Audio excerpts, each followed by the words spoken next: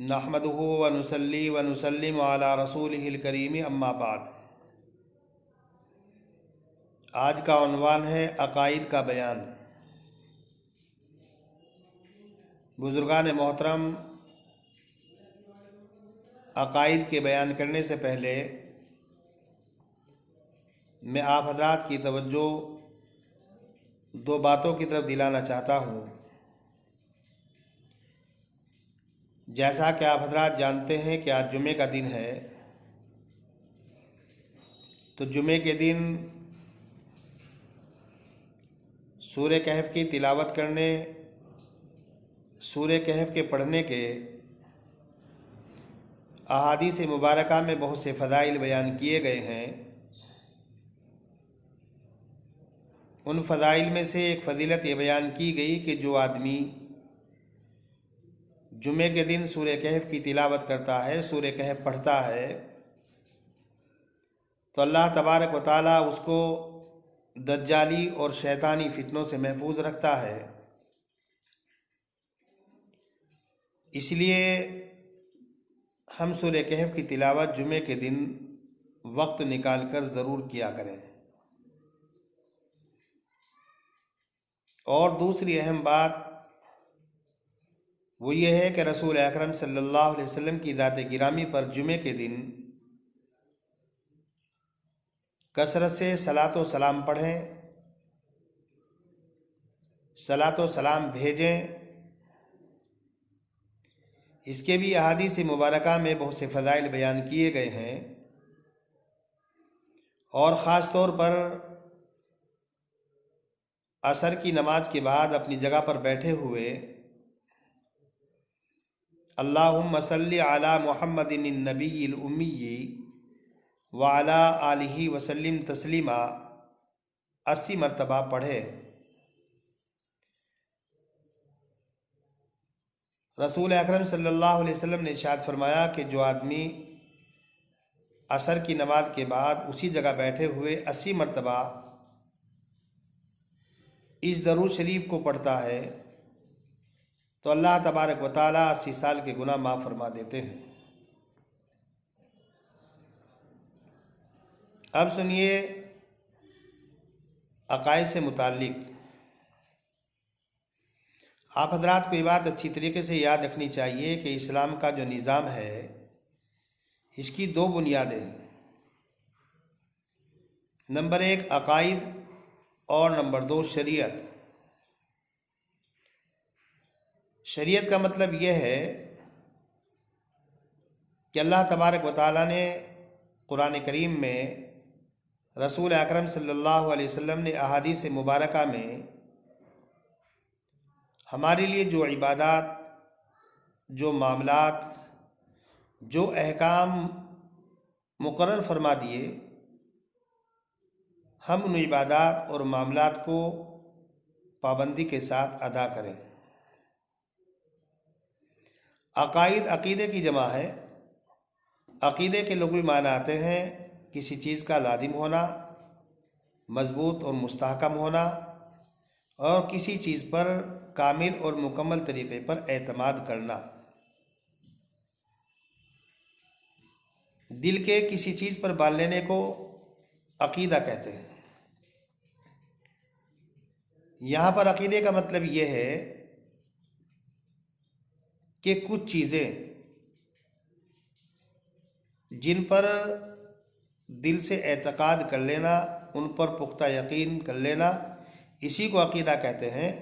अकीदे का ताल्लुक़ कैफियत अमल से नहीं होता, यानी उसमें आमाल और अफ़ाल करने नहीं पड़ते, सिर्फ दिल से उन चीज़ों पर यकीन कर लेना ज़रूरी होता है। अगर किसी आदमी को अल्लाह की ज़ात के बारे में, रसूल की रिसालत के बारे में किसी भी तरह का शक और शुबा है तो ऐसे शख्स को मोमिन नहीं कहा जा सकता। अकीदे की अहमियत का अंदाज़ा इस बात से लगाया जा सकता है कि अगर कोई आदमी पूरी ज़िंदगी नमाज पढ़ता रहा, रोज़े रखता रहा, ज़कात देता रहा, हज करता रहा, लेकिन उसका अकीदा सही ना हो तो उसका कोई अमल अल्लाह के यहाँ काबिल कबूल नहीं होगा। दूसरी बात, अगर एक आदमी का अकीदा सही है, दुरुस्त है, और पूरी ज़िंदगी में उससे किसी नेक अमल का सुदूर नहीं हुआ, तब भी वो कभी ना कभी जन्नत के अंदर चला जाएगा। लेकिन अगर एक आदमी पूरी ज़िंदगी नमाज, रोज़ा, ज़कात, हज का पाबंद रहा, लेकिन उसका अकीदा दुरुस्त न हुआ, तो इसके अमाल अकारत हो जाएंगे, ज़ाय हो जाएंगे, और ऐसा शख्स जन्नत के अंदर नहीं जा पाएगा।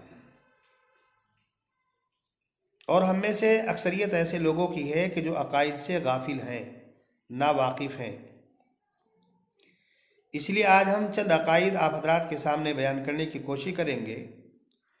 नंबर 1, सबसे पहले हमें यह अक़ीदा रखना चाहिए कि अल्लाह तबारक व तआला खालिक है। तमाम कायनात, तमाम मखलूक़ात उसी ने पैदा की है,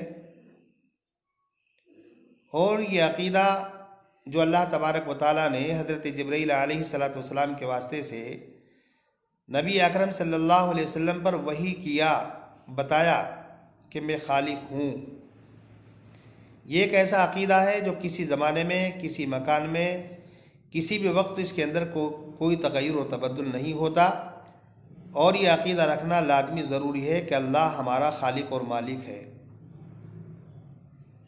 ये अक़ीदा रखे कि अल्लाह ताला मौजूद है, वही हमारा रब है, वही हमारी परवरिश करता है, वही हमें खिलाता पिलाता है, वही हमारा माबूद है, उसी की इबादत की जाएगी, उसके अलावा किसी की नहीं।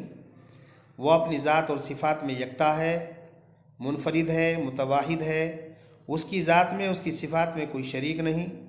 वो बेनियाद है, किसी का मोहताज नहीं, ना उसने किसी को जना, ना वो जना गया, ना उसका कोई हमसर और कुफू है, बराबर है।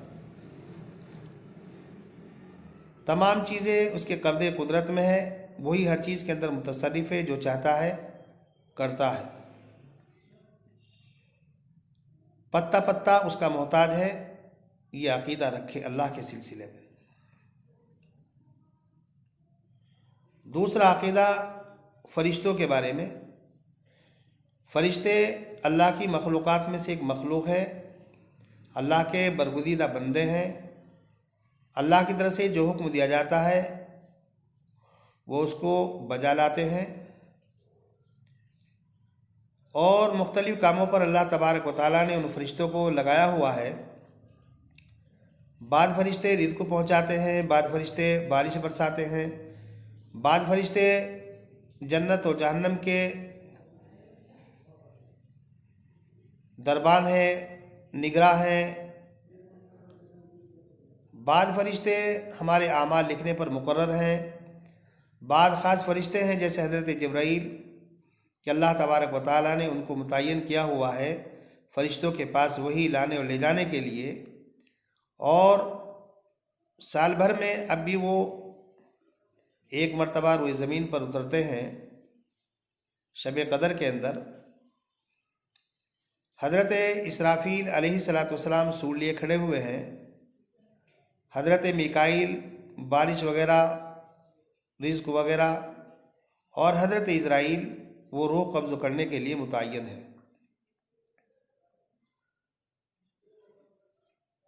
तीसरा अक़ीदा अल्लाह की किताबों पर ईमान लाने का है। अल्लाह तबारक व तआला ने लोगों की हिदायत के लिए, रहनुमाई के लिए और मखलूक को अपने से जोड़ने के लिए कुछ किताबें, कुछ सहीफ़े नादिल फरमाई। और जिस ज़माने में जो किताब नादिल की गई वो बरहक़ थी, सच्ची थी। ये बात अलग है कि बाद के लोगों ने उन किताबों के अंदर तग़य्युर तबद्दुल कर दिया, तहरीफ कर दी, बदल दी, और जितने भी मज़ाहिब आए पहले वो सारे मनसूख हो गए। अब सिर्फ कुरान करीम एक ऐसी किताब अल्लाह की बाकी है जिसमें आज तक किसी तरह का कोई तग़य्युर तबद्दुल नहीं हुआ। यह अल्लाह का मुक़द्दस कलाम है, मुक़द्दस किताब है। इसकी पैरवी करना लाजिम ज़रूरी है और क़यामत तक ये महफूज रहेगी। इसकी हिफाजत का वादा अल्लाह ने किया हुआ है।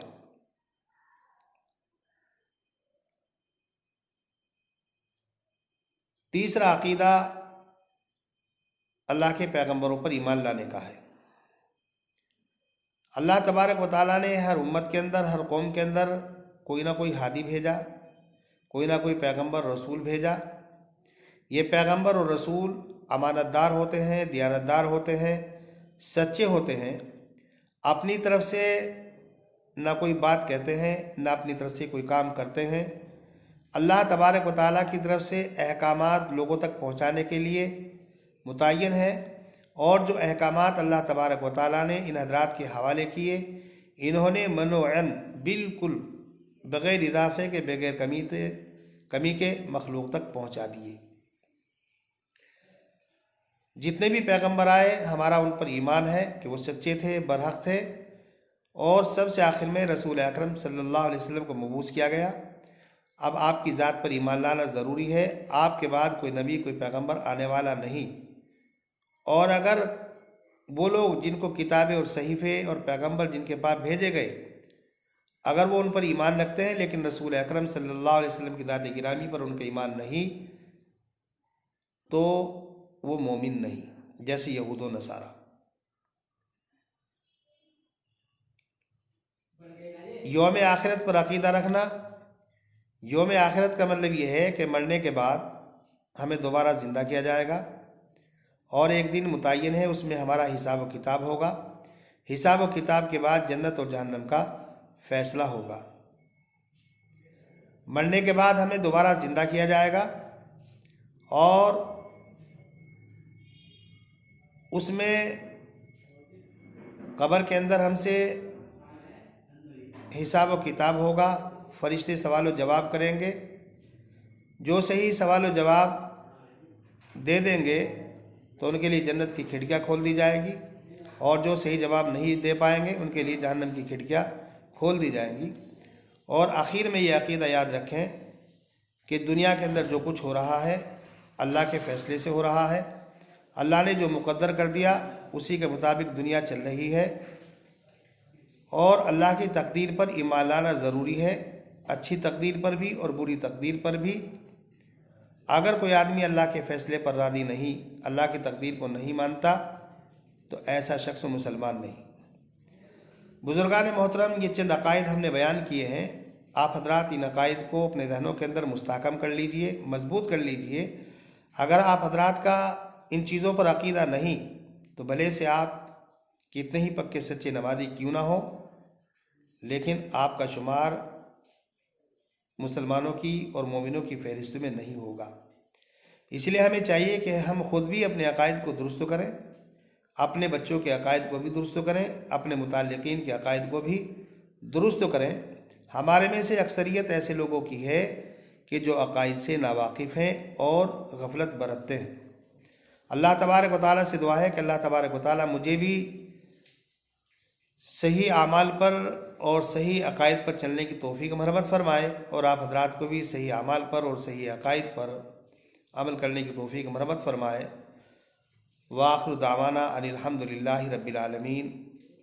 मोहम्मद मासूम कासमी, खादिम जामिया अरबिया मदरसतुल मोमिनीन मंगलोर, ज़िला हरिद्वार, उत्तराखंड।